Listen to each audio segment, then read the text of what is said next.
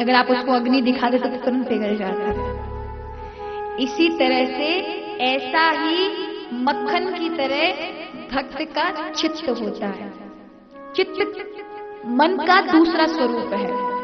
ऐसे समझे किसी आदमी ने साधारण वस्त्र पहने हुए और एकदम से उसे जड़े जड़ाए वस्त्र मिल जाए तो उसका रंग ढंग रूप सब बदल जाता है, स्वरूप बदल जाता है।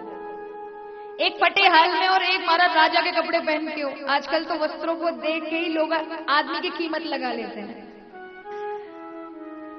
कोई बहुत बड़ा आदमी साधारण वस्त्र पहन के और दूसरों को पता नहीं कि ये इतना बड़ा है तो उसे कम आकलन करेंगे, लेकिन कोई साधारण सा व्यक्ति अच्छे वस्त्र पहनकर आ जाए तो महाराज कीमत बढ़ जाती है।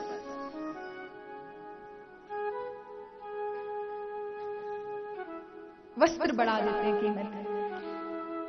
तो कोई फटे हाल में हो और एकदम से जड़े हुए कपड़े पहन ले तो उसकी कीमत बढ़ जाती है। उसी तरह से फटे हाल मन जब भगवत और ध्यान लगाकर चित्त माने स्वरूप है मन का, यानी जब मन होता है वो फटे हाल होता है और एकदम से उसे सुंदर कपड़े मिल जाएं अच्छे जगमगाते हुए तो वो चित्त बन जाता है। और ऐसे चित्त को चुराने का काम है भगवान का, इसलिए भगवान का नाम चित्त चोर है। चित्त माने माखन जो अत्यधिक कोमल बन चुका है, बस प्रभु उसकी चोरी करते हैं, माखन की नहीं, भक्तों के चित्त की, जो मन चित्त बन चुका है, जो प्रभु का हो चुका है। चित्त कब बनता है मन? जब मन को आप भगवान को समर्पित कर देते हैं, भगवान के चरणों में अर्पित कर देते हैं, तो फिर वो चित्त बन जाता है। भगवान ने भक्तों के मन की चोरी की। आगे कथा आती है कि भगवान ने गौचारण किया।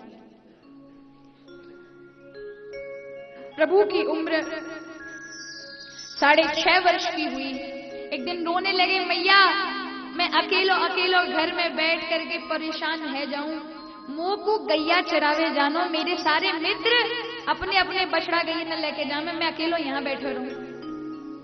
मैया ने कही, देख लाला, वो गरीब बालक है, तू राजा को बेटा, तू गैया चरावेगा तो लोग क्या करेंगे, नाम धरेंगे। देखो बाप को नाम और बेटा गैया चरा तो डोल हुआ। तो ठाकुर जी मैया को उपदेशित कर रहे, मैया कर्म से कोई गरीब और अमीर नहीं हुआ करता,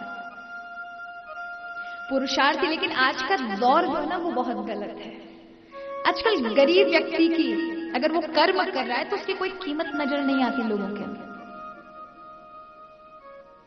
एक रिक्शा वाला है, 45 डिग्री के टेम्परेचर में चला रहा है रिक्शे को, और पीछे से सेठ जी आ रहे हैं सफारी गाड़ी में, ड्राइवर बार बार हॉर्न बजाया जा रहा है, हॉर्न बजाया जा रहा है, हॉर्न बजाया जा रहा है। और रिक्शा वाला 2-2 सवारी 3-3 सवारियों को लेकर के अपने मेहनत से खींच करके उस रिक्शे को लेकर जा रहा है। लेकिन गाड़ी अगर उसे, उन्हें आपसे ज्यादा जल्दी है, रिक्शे वालों को साइड देने के लिए आपसे ज्यादा जल्दी, क्योंकि उन बेचारे उनको डर लगता है कहीं हमें मारपीट ना कर दे, क्योंकि इनकी तो लोग सुन लेंगे, हमें लोग मारेंगे भी, सजा भी दे देंगे, क्या करें।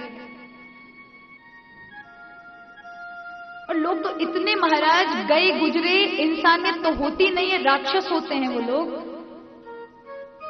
कि अगर वो साइड ना दे तो इनका अहम को ठेस पहुंच जाती है। ये 2 टके का रिक्शे वाला हमें साइड नहीं दी, उतरेंगे और 2 तमाचे लगाएंगे।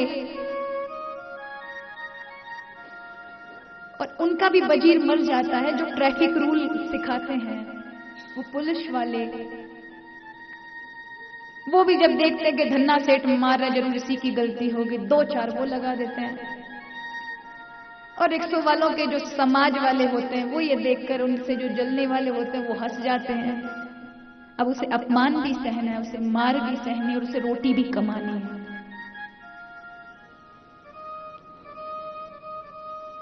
मानवता के नाते मानवता सीखिए। आप मानव हैं, पशु नहीं हैं। कोई यदि गरीब है तो उसे और दबाने का प्रयास ना करें, बल्कि उसे उठाने का प्रयास होना चाहिए। आप तो एसी में बैठे, वो तो गर्मी में ददक रहा है। हम जब रिक्शे में जाते हैं ना तो पहले पूछ लेते हैं, भैया कितना रुपया लोगे? वो कह देना 10 रुपया सवारी है, तो वो भी बहुत है। हम तो 5 में जाते हैं तो 10 रुपया लेगा। 5 में चलना हो तो अब आप खुद देखिए, टेम्पू वाले को तो बस स्टार्ट करना होता है ना,